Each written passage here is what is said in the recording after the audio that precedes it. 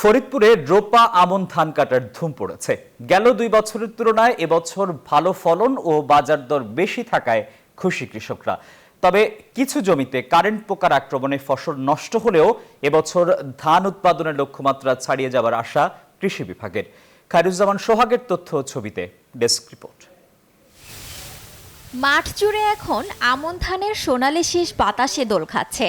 কিছু জমিতে আগাম জাতের পাকা ধান কাটায় ব্যস্ত সময় পার করছেন ফরিদপুরের কৃষকরা।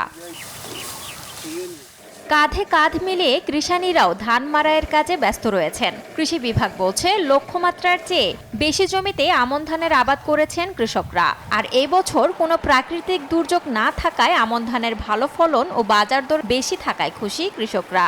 গতবারের চেয়ে এবার ধানের ফলনটা অনেক ভালো, বাজারের মূল্যটাও ভালো। যে ভুইতে নাকি আমার 15 মণ ধান হয়েছিল সেই ভুইতে এবার 20-22 মণ ধান হয়েছে। সার ওষুধের দামটা যদি সরকার একটু কমাইতো তাহলে পরে আমরা বেশি বেশি করে ধান খেত করতে পারতাম। তবে কিছু জমিতে কারেন্ট পোকার আক্রমণে ফলন কম হওয়ায় উৎপাদন খরচ তোলা নিয়ে দুশ্চিন্তায় রয়েছেন কৃষকরা। কয়েকদিন পরে আমি ধানটা ঘরে তুলব, কিন্তু কারেন্ট পোকা লাগে আমার ধানটা কি করে ফেলাইছে, চিটা করে ফেলাইছে।